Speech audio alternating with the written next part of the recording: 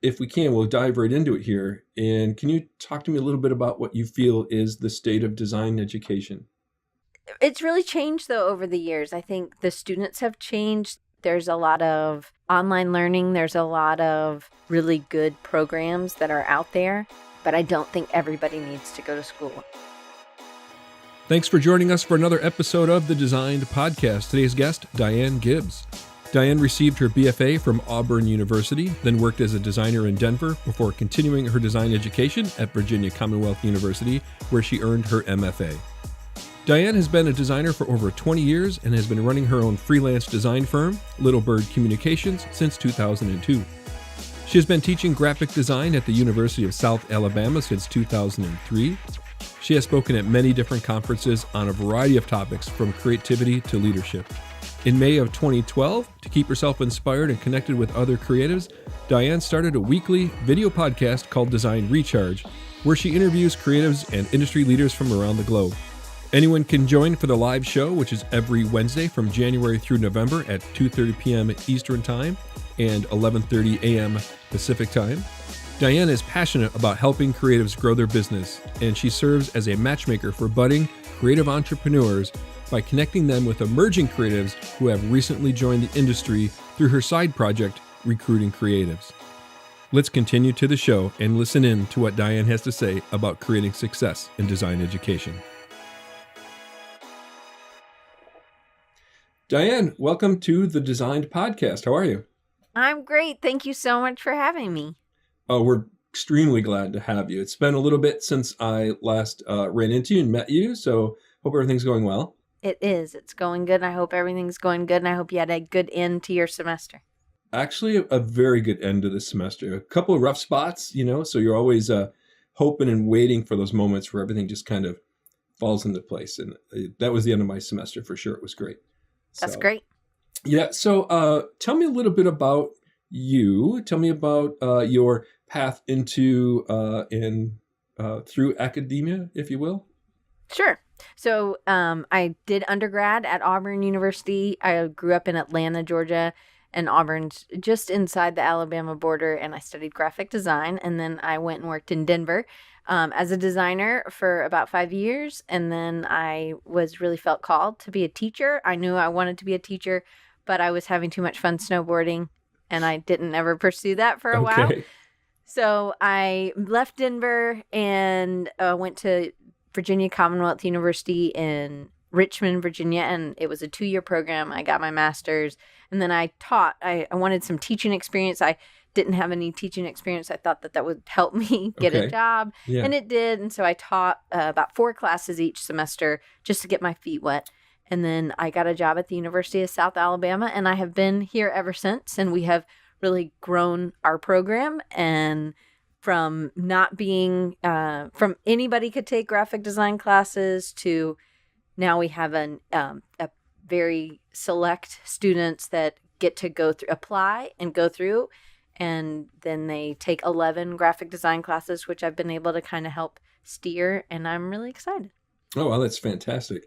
So Denver, Colorado. I was able to go to Denver for a TypeCon conference. It was very easy to fall in love with Denver. So I could see how the snowboarding would be a distraction for you. Well, it was like snowboarding in the winter and then hiking in the summer. And I was so excited to be outside so much of the time. And now I moved here to Mobile, Alabama, and I do go outside, but I don't spend as much time as I would like to. So I would love to go back and spend my summers in Colorado if I could. Yeah. But maybe one day. Yeah. I was going to say Mobile is definitely a little bit different than different climate than Denver. A little for sure. Sticky. Yeah. Yeah. A little bit sticky. Buggier and stickier. I mean, I still spend plenty of time outside, but not as much as I did when I was in Denver. So you have a diverse background in places that you've studied and taught. So if we can, we'll dive right into it here. And can you talk to me a little bit about what you feel is the state of design education? Well, I know that education, I've been teaching, this is my 15th year. I'm wrapping up my 15th year, and which seems really old. But I don't feel like, I feel like I just started, Yeah. So it's really changed though over the years. I think the students have changed. I think that that's something I didn't realize. I didn't realize the students would change, or what was expected, or how they were prepped from high school would really be different, but that it really has. Okay. And I think the other thing I didn't realize was, in 2008, when the economy tanked, the education went up. There was tons of people going to school, and we were flush with, so it was great for us, terrible for everybody else. And now we're kind of in the economic future is a little bit more flush for the nation. And then for us, we are dealing with some of the things that I think are some of the problems in design or in education as a whole. Okay. And I think some of that is that there's a lot of online learning. There's a lot of, in some fields, there are things that you can learn on your own. True. And I think I definitely think that there's an advantage to going to school, but I don't think everybody needs to go to school. And I think that there are lots of really good programs that are out there that are not certificate programs. They're nothing like that. They're just entrepreneurs getting together and learning about pricing or about creativity or about right. other things. So I think that is the direction where design education will be. Okay. I don't know. No, I think we need to be open to those things. Yeah. So I'm going to touch on a couple of topics here as you've been mentioning those things. Okay,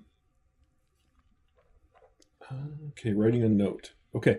So my first one was high school, right? There's been a big change in arts in high school over the last decade or 2 decades, for that matter. Slow, but yet quite progressive. I think it's affecting us in a negative manner, if you will. What's your thoughts on that? I agree. I think that I actually feel like it's this. In where I am, most of our students are just commuters, so we don't have a ton of people from a lot of different places. A lot of our students are just from, about a 50-mile radius, maybe 75-mile radius. I think that's becoming more common. So, yeah. I think so. Some of the bigger schools, definitely, they're coming from all over the nation. I think the University of Alabama, University of Georgia, Auburn. Just talking about things in the Southeast, I know that there are kids that are from all over, but those are those land grant institutions, and they have some pull of some other thing that brings these students in. And then the rest of us are kind of building these programs. And there is not a lot of at all art in the high schools where we are, but they've never really have been.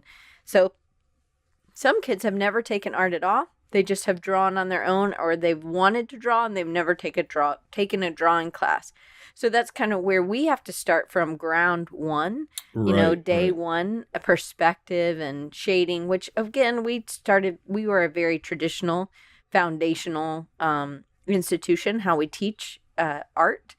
And that's where I came from, was an institution like that as well. So that hasn't, to me, changed that much. But what's changed is the attitudes and what is expected. And I don't know if that's just in art or not. I actually feel like that's across English and science and math and things like that. Yeah, I would agree. I would agree for sure on that one. So the world of online learning. Okay. What are your thoughts there? I have thoughts, but I don't want to influence your comment. Yeah. Oh, you're not going to influence mine. Oh, good, I want to know yours too. So to me, there's online learning. There's two veins. There's two veins to that. By the way, in my thoughts, there's online learning where design programs have classes that you can take online. Okay.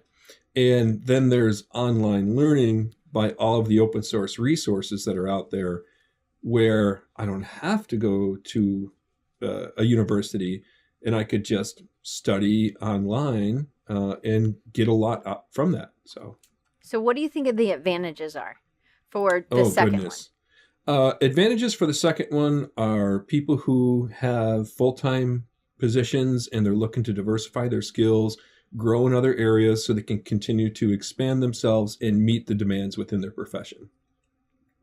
Are any other advantage?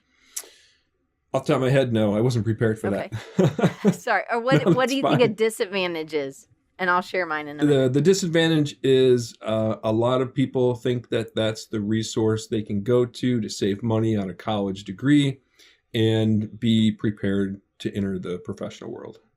Okay, so what is a college degree at like your university or my university? What does that afford a kid? Like not money-wise, but what does it give you that you can't recreate in an online setting? Failure, right? It gives you a chance to fail. It gives you a chance to have open discussion and open critique. It also gives you the chance to have one-on-one instant feedback and direct interaction with that educator, where online you're hoping you get it right until the next time you interact with someone, and that could lead to a misinterpretation of the success, I think. Right. So I think it's a relationship game. Right. I think you're coming in, you have a relationship with this professor. So I totally agree with you. I think that it's an advantage to coming to school. You get to show that you're committed. You get to show where you're driven. You get to show where your light bulb comes off. So there is a relationship between. I've seen kids who were just sitting in the wrong spot. And I said, hey, I need you to move.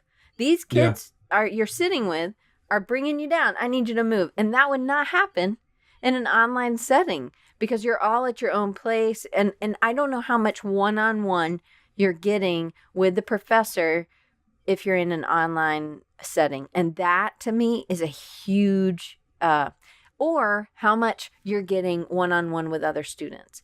And I think that those are the advantages of being in a classroom. And now I have gotten a ton out of working with people online, and I do online groups, and I totally believe in this, but I also spend extra time each week like this, meeting with somebody online and having face-to-face interactions and seeing, hey, and I have a group that I'm involved in, like a mastermind group that's me and 6 ladies, and we're at different places in the United States, and we're at different places in our careers, but we still have a good design mind, or we talk about our business, but we also talk about, hey, why don't you try to shift this over here? Or you need to make that type a little bit darker. So we all use but we've built this over the last 2 years. And so I trust them. And I think that that's what there's the step that gets skipped. It's I'm giving, or I'm putting my stuff out there. I can type out, and I know your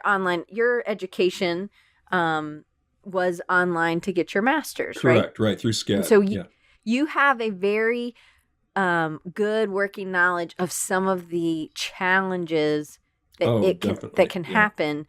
And there were many of those frustrations going through that program, and I was a little bit older, so I also voiced that quite often, and I had a few of the different faculty that would definitely find the time to do those arrangements. And the best class that I had was with a faculty member that was willing to do live online meetings with the class, and those are the classes I got the most out of. Well, I think that they really changed through some of your interactions. SCAD has kind of adjusted how they've worked their online classes, right? Yeah, they definitely have. Yeah, because my first semester, I remember my advisor asking me, well, what do you think? And I was like, well, I think it's just a hyped up BFA degree of my senior year. And that didn't go over so well with them. They didn't like that comment. I don't think that I solely made the change, but I think there was enough of those discussions that change happened. And literally it was the following semester and then my concluding 2 semesters where it was a huge shift. And I'm really thankful for that. I think the timing was just right for me. So that was good. Well, and it allowed you to work while you were able to go to school, and it allowed you not to have to move, pick up your family and move. So there were so many advantages, but you have to compensate for the disadvantages of the relationships within the class. You had to you took more time getting to know your other classmates or getting to know your professors, which if you were in a classroom with them 3 days a week, 6 hours each week, you wouldn't have had to do that, but you had to do extra. And I think it's about commitment, right? Yeah. Oh yeah, definitely. You really have to, in that situation, is to make that commitment. You have to know you're setting apart a certain amount of time certain days, a certain schedule. And it takes the discipline without a doubt. Yeah.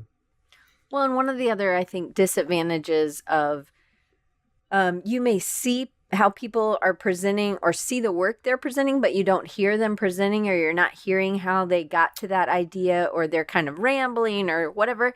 And in the classroom, you can say, hey, you know what, Judy, she doesn't have her stuff together. Like I'm not Judy. And then Judy responds to my stuff and tells me to make my type bigger or whatever. And I'm like, I'm not going to listen to Judy, because I don't think Judy's got her, she's below me in the spectrum of where, not that Judy can't get better, right? Judy will, but she's behind me, and I think I know a little bit more. Not that, again, cockiness, not that, but then there are going to be people who are, Brad is way ahead. And so I may listen to what Brad says, and instead of taking what Judy says with a grain of salt, I may listen to what Brad says and take his comments and his changes.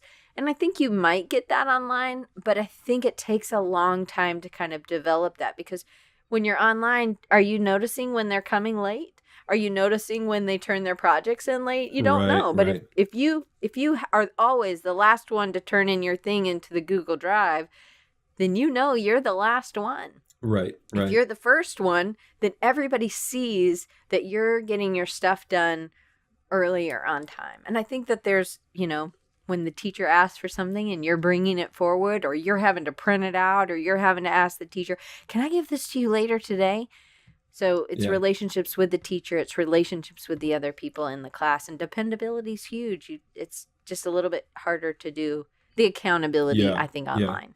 Yeah. And I think what's missing, well, again, I haven't taken an online class in a while, but I think what was missing from then and could be missing still now is platforms like this, audio and video. I think if those things were added in, where the student had to give a defense and a critique of other works, because I know we had to critique 2 other pieces and then talk about ours, but it was all written, right? It was all just text entry. But if it was more of a video and audio discussion, I think the students would be more accountable, and you could begin to understand the skill sets and the level that they're at, and have a little bit better idea of how that's going, I guess. I totally agree. Yeah. The other one that I wanted to ask you about that you brought up was entrepreneurs, but I'm going to wait on that one. I'm going to see if that comes back. So I'm starring that for now. Okay. All right. So my next question then is this. Ready? Art and design, or art versus design? I think we're better together. Okay. I see a lot of people who are in a design program or think they want to do design, and they just don't either have it, or they thought it was something else. And I kind of hate that if they are only in, now that's the kind of student I have, right? They haven't had a lot of art classes before, so they may never have heard of design. It's not an art school, where it's a university that I'm at. And so I like being at a well-rounded university, but I also love to be able to say, you know what, I think maybe painting is your thing. I think I would go with painting and leave design. And I love giving them that option. I also love that they, when I was in school, I took ceramics as like a secondary, we had to take 5 classes or something in another area. Sure. Right.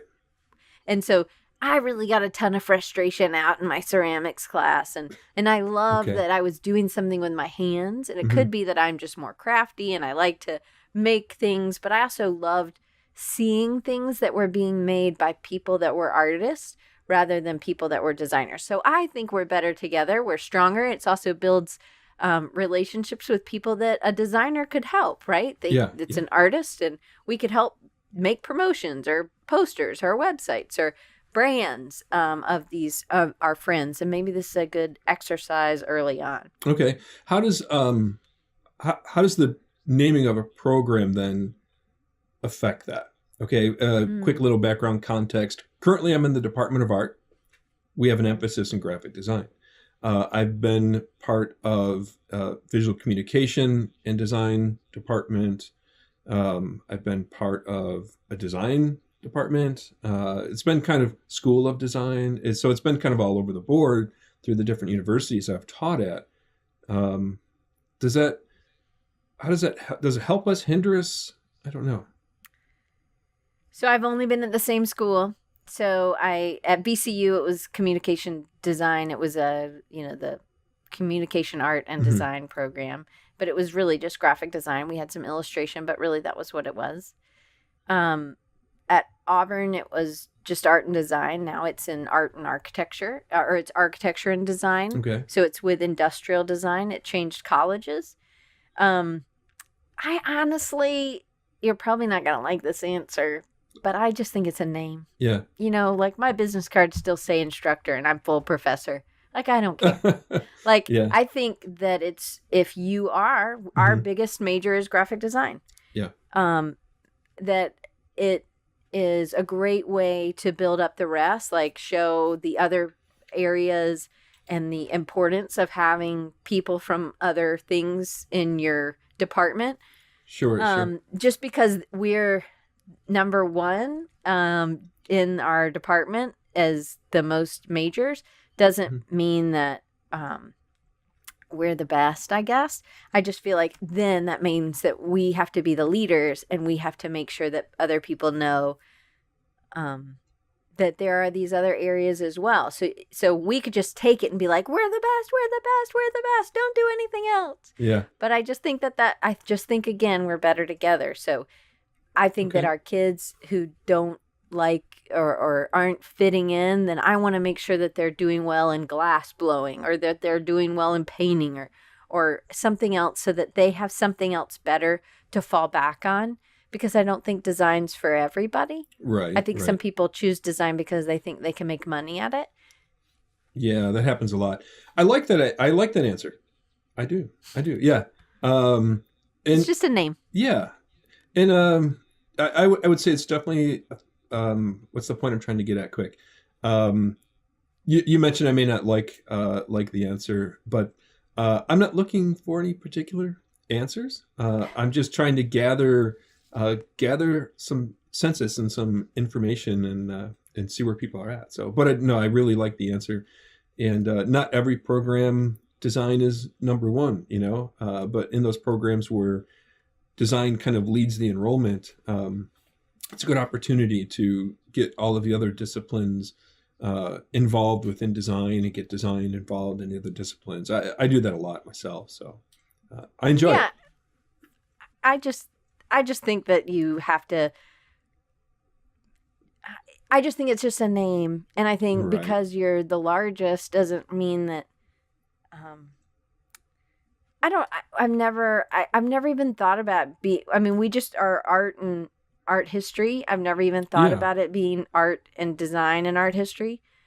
That's kind of a neat idea, but I just think, look, like we have the biggest one. So I guess I just don't, if we were really struggling, maybe it would be different, but I don't know. Do you think a lot of people struggle with the difference between art and design?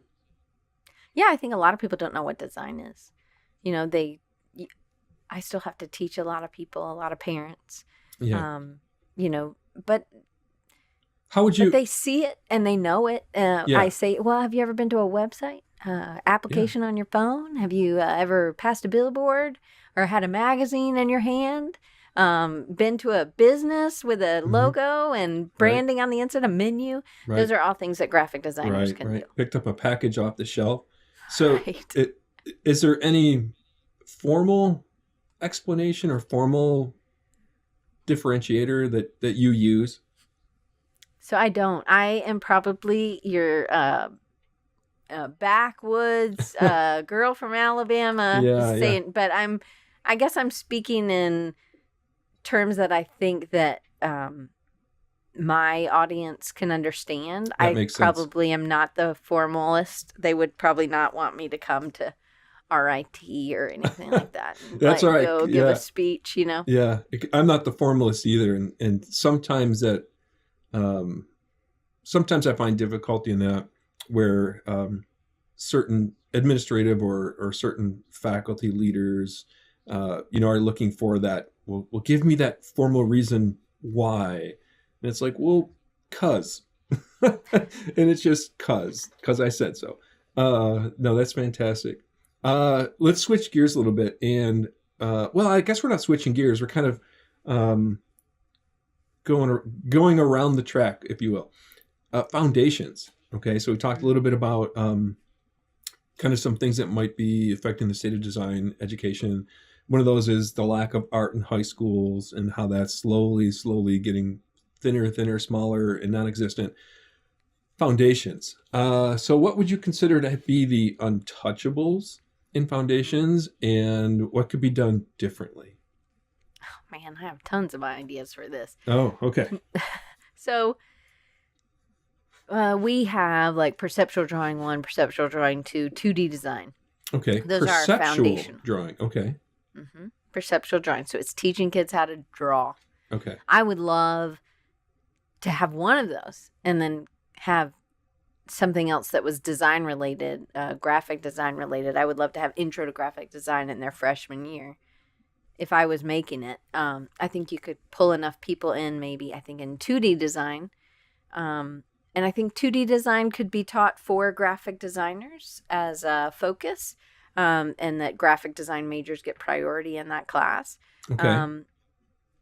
But I don't think 2D design is taught by a lot of graphic designers a lot of times. Correct. So it wasn't taught for me by graphic designers, but I would have loved to have had more, and I would love to take that extra drawing class that was for me when I was in school was kind of a waste. I mean, I drew great, beautiful buildings, but it was just, hallways and buildings on campus or near campus. I didn't get a lot out of it, and I would have loved to have had a second typography class. Okay. What? Yeah, I agree with that point. Because I think typography is a huge foundation that we need. Yeah, it's very hard with one course to kind of give it a good immersive experience. So then, what would you do differently with 2D and drawing then? What kind of changes would be involved in that? Would it not necessarily be the basic objectives, right? Because the learning outcomes probably can't adjust much. So what would you bring to it? I think if I was teaching 2D, I would probably, I think what I found frustrating, and when I hear kids, when I'm advising, they're like, well, I don't know how I'm going to use this. Mm-hmm. And I would love to make it more practical. But I, again, am less theory. I am way more practical. I want to get kids jobs. I want them to be able to work, and I want them to help a client and help a customer. And so I try to bring the business into my classes. And so it being practical. So this is where it becomes about design, and then it is about art. So I feel like art is for you, make it for you, and other people can enjoy it. But the purpose is for you. And then for design, the purpose is not for you. The purpose is for someone else, and it's trying to meet somebody else's need, and you have a definite goal of whatever it is. You want to bring more customers in, or you want to get more emails, or you want to sell more juice, or whatever it is, And so there's something a little bit more trackable, and it's less of a reflection of how I feel it was, and nothing against any of that. Like there are lots of glass artists or ceramicists or printmakers that are or painters or that are doing something a certain way that are commercially based. And I guess I just I want people to make money at their chosen field. Right. I feel like a lot of even seniors are like, well, this is what I want to do for me, and I want to make this, and I want people to buy it. But that's not the way the world works. Right. We don't buy something because you made it.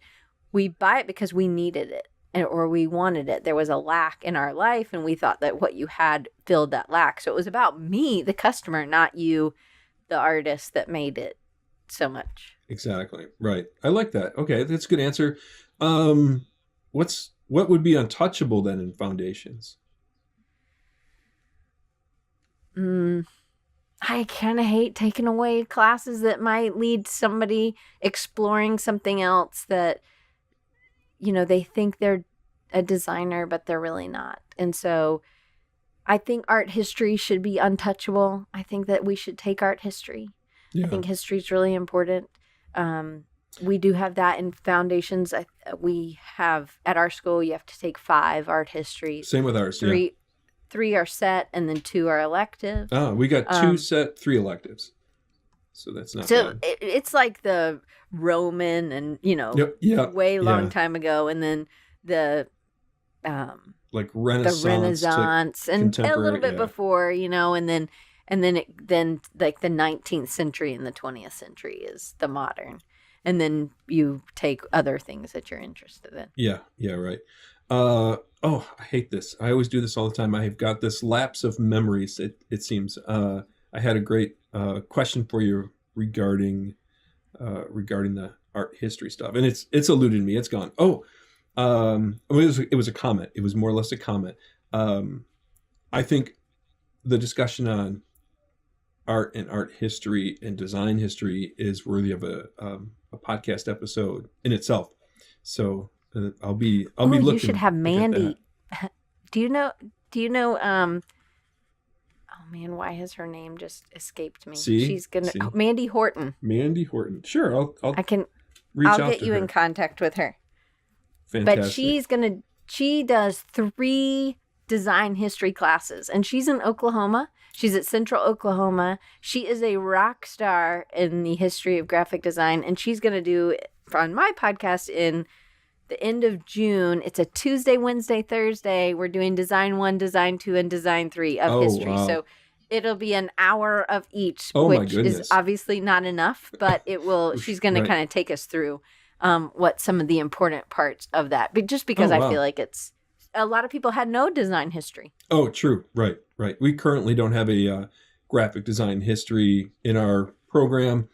So I intertwine that into our level 3 class and get a lot of that in there as well. All right. I'm gonna move on to another question then for you. Where do you think what's going to be most important for design curriculum in 1 year, 5 years, and even 10 years? What's most important as we continue to grow and transform? I think that I would say in all those is the professors need to stay current in the field. Okay. And in a year, I would say that might look like some more looking at where the trends are in what people are needing. And I think that we've been needing social media classes and we don't have any, or only as special topics. And then we end up having really a need for UX UI and maybe incorporating that into all of our curriculums, or helping them understand that the problems they're solving this is a user experience problem, or this is an interface problem, whether it's a brochure or whether it's an app, right? Whether it's printed or not. So the user experiencing that poster. Why do I have to come to 2 feet away to be able to read the poster? Then maybe that poster is not doing its job. And I think we just need to incorporate that more in how we talk about things in the class and use those terms, UX, UI, or user experience, user interface. I think in 5 years, was that the next one? Yeah. I guess I don't see much difference between the 5 and 10 because I just can't see that far in advance. I know that this year, my husband was sick. He had to have some surgery. And so the next day I did a Zoom call with my class, and they loved it so much more. They did a critique. There was more involvement. And I think it was because they could see better than when I was projecting it on a screen. But they also felt like they were comfortable. They were in their space at home or wherever they were, so they could contribute. And so I'm going to do more Zoom or video chat interactions for critiques in the future. That's kind of interesting. I'd love to come back to that too and talk to you about that and see where that's gone. Well, it was kind of weird. I didn't know. Didn't expect it. Yeah, kind of an unexpected. I mean, I've done it probably every year, but they really, really liked it, and so we'll see if the kids next year really, really like it too. Sure. Or if it was just a fluke. So the user experience, user interface stuff, social media, video now is important as students are graduating and getting jobs as graphic designers. Motion graphics, the fourth dimension, right? Things in motion, things that are time-based. When do we get them involved in that in their studies? Is there a point where it's too soon, or is there a point where it's too late? I think that I don't think we have this figured out where we are. I've brought motion into intro to graphic design. I've had them do like an animated GIF in Photoshop so that they're thinking about it. And some of them are amazing and they tell a great story. And then some are just totally like, please don't ever put this in your portfolio. This is terrible. Sure. And so some people get it and some people don't. I think it has to do with experience. So just the more they play with it, the better they get, the more they analyze good design or good animations or good GIFs or good motion. I just feel like for us, we have one track. And I feel like that's where the track starts splitting. That you have a print track and then you have a digital track. Okay. And we don't have the professors to be able to split right now. But that would be what I would say, we kind of give you an overall jack of all trades kind of like design degree. Sure. And I think a lot of smaller schools maybe do that. Yeah, that's a lot. I would say it's probably more than what you and I kind of think it might be. I think it's a large percentage of our universities. It might be 75, 80% of the universities in the United States. It could be. It's only those higher level, prestigious programs that can break those down a bit more and have their own tracks. But But it's like video and animation and motion are so weighty that it's really difficult. But I would think that they would still need typography before then. They would still need to know design. So there's some basics that they need to know, but then they could go in the web thing. Like publication design and web design go perfectly hand in hand because you're really doing the same thing. Yeah. One's just digital and one's just, So maybe those would be in two different tracks. So but I hate for a kid to graduate without a web, without a portfolio. Sure, right. Online, a digital portfolio.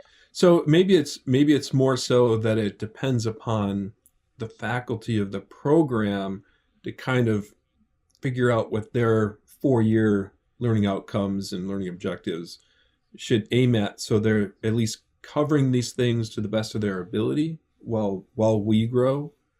Gary had a good point that he thinks a big change is going to be coming in, like the 5-year plan that I ask about, what changes are coming and what's important is we'll have a lot of the students who are getting their MFAs now graduating and entering into academia, those ones that want to teach, and they're going to be bringing that different skill set. So, and it's been a big change I've noticed, even as universities are looking to fill vacant positions, they're looking for that skill set. It might say graphic design, but they're looking for that digital new media component. Absolutely. Yeah, they really That's are. what I see. That's what we have right now is we have an animator and we need a second. And it's really difficult. It is. Yeah. And budgets are getting tighter, and there's a lot of things that, academia is going through in that state of design education. So I'm going to bring you all the way back to that. You talked about entrepreneurship. Do you want to elaborate on that in this context at all? So I think that it's usually not something that a lot of kids are thinking about. I think that they would love to do, like I was talking to a student earlier, alumni from another school earlier today, and, they're still very focused on them. And I love this kid, but, they just haven't gotten to that point of, it's really about what problem you're solving for somebody else. And it's not about what they can give you. And I think that that's a shift that needs to be in high school. That's a shift that maybe needs to be in grade school. It's not about you. It's about what you can do for others. And even as a sixth grader, what can you do for the other kids that are underneath you? How can you support them, or how can you lead them, and how can you guide? And then for the people that are above you, maybe you play soccer and you're the ball girl or whatever, or you are the flag person I just feel like there needs to be more. This helps with empathy. This helps with,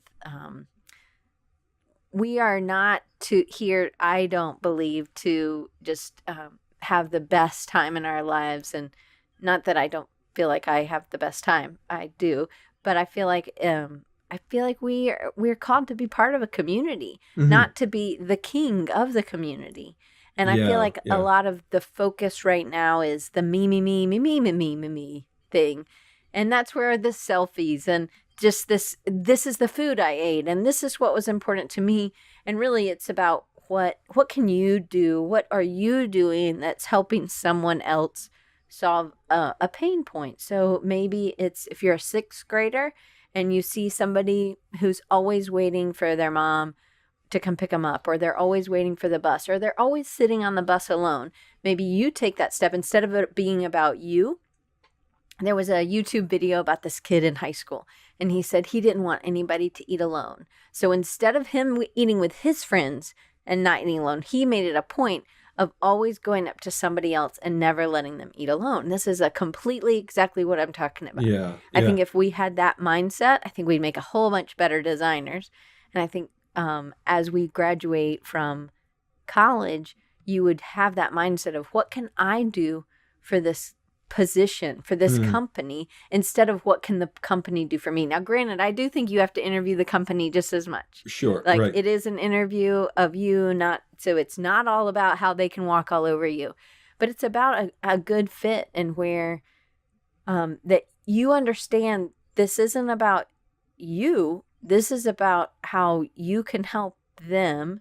And is that a good fit? Do you like doing blank? Right. Right.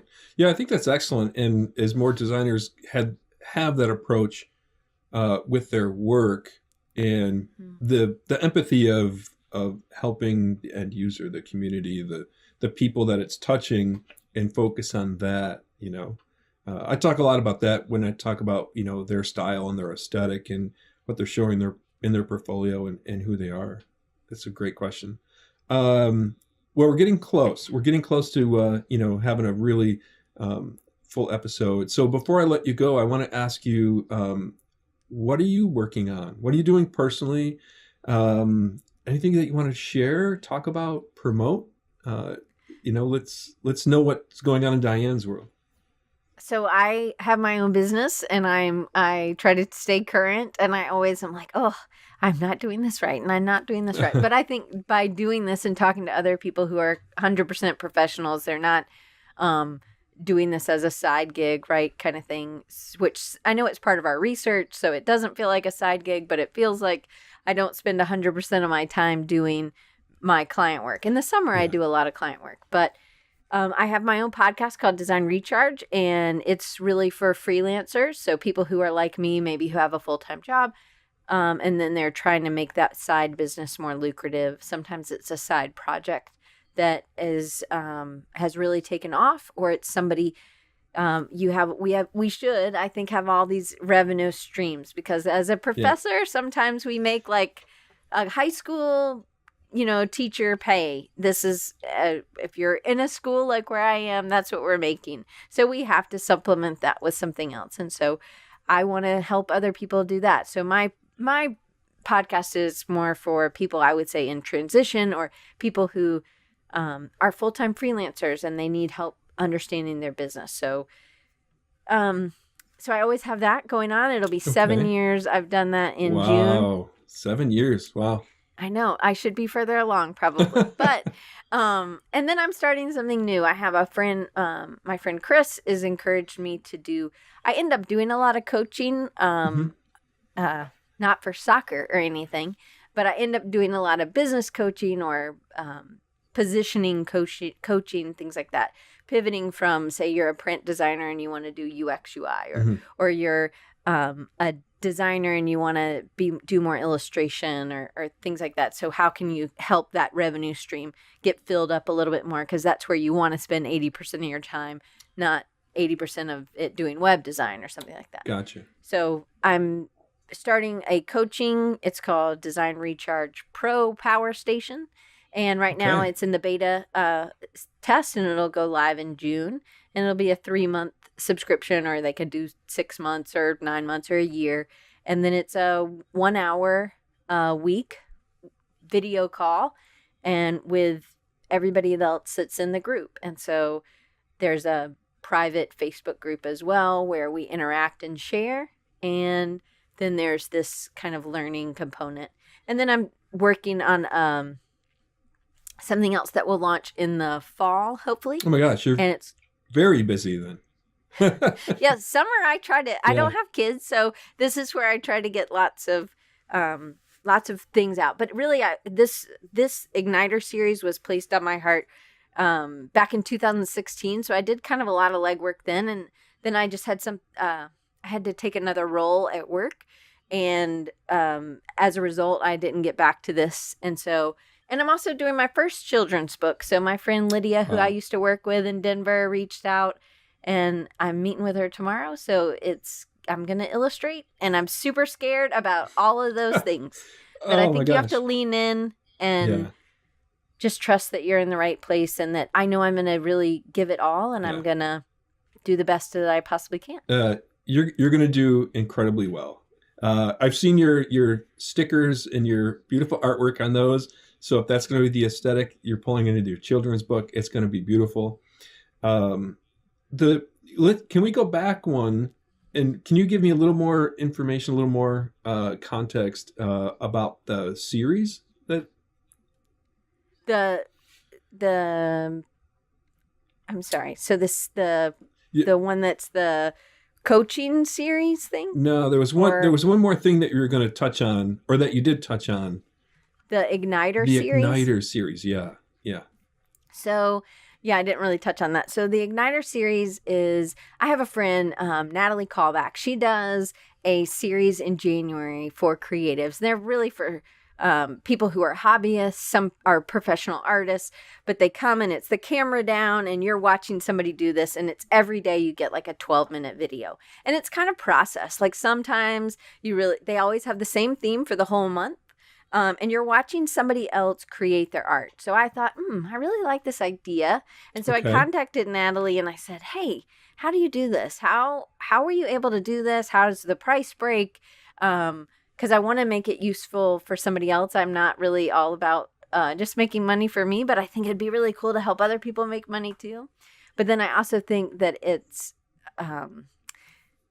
real. So mine is not a camera down. Mine is like you're presenting at a conference, and this year it's going to be all about communication. So communication either with the customer in the lead magnets or lead generation devices, in how you are maybe pitching to a client, or how you're explaining a project. You've already won the job, and now you're presenting the first series of ideas to the client. That's one of them. And so I have people who have done, professionals who have done a lot of this, and then it's going to be a 50-50 split. So whatever they sell with their link, they're going to get half of, and then whatever I sell with mine, I guess I'll get all of mine, whatever I sell with my link. But so then that way it's exposure for some people who maybe don't have a huge list.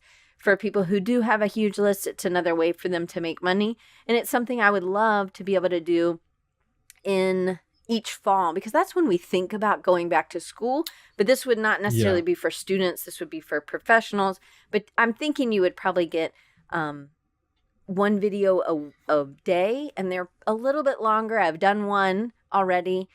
My friend Dustin encouraged me to be a part of it. He said that I had a good way of asking questions. So he said, then that way it's not just like everybody else. So what I'm asking people to do is make a 20-minute presentation on how to teach this. And then I ask questions, because sometimes we've done this so many times that we don't realize. And so I'll ask a question, hey, well, did you do this? And so some of it's about reaching your customer. So communication, I'm going to have some people come on and talk about SEO, even though that's not like writing something, but maybe our websites need to be more SEO friendly. And then would like to have somebody come and talk to us about local Google SEO or Google ads and using the power of some of that. I think what we can be able to do it for our customers, or it gives this person who's presenting a chance to make some connections to maybe be that contractor that works with other design firms. That's awesome. You've done your homework and you seem very excited over it. That's incredibly cool. I am excited. I hope it works. Yeah. We'll see. What's the name of the children's book?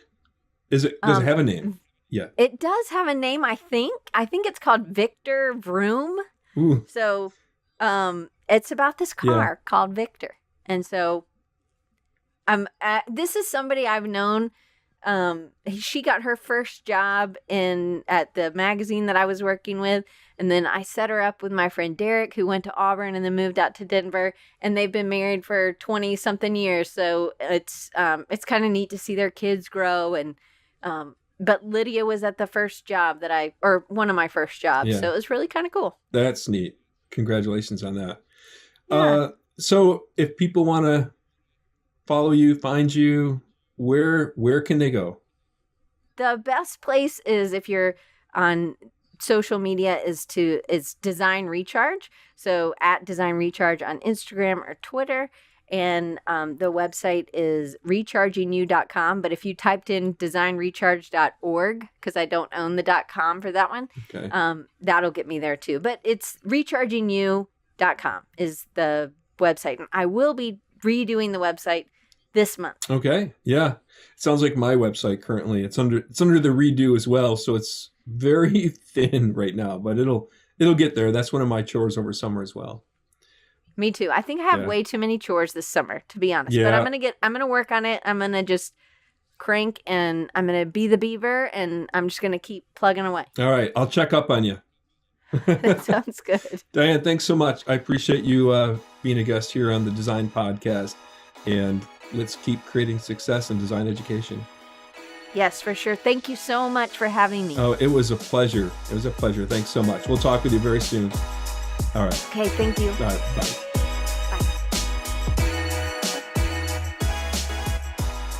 Thank you for joining me on this episode. The Designed Podcast website is located at thedesignedpodcast.com. There you can find notes on the episode, links to our guests, links to resources, and more regarding the many things discussed during each show. If you find the Design Podcast interesting and informative, please subscribe on Apple Podcast or on your favorite podcast service. You can also follow the Design Podcast on Instagram and Facebook, and subscribe to our video version of the podcast on YouTube. Please join us for the next episode of the Design Podcast, and let's continue to create success in design education.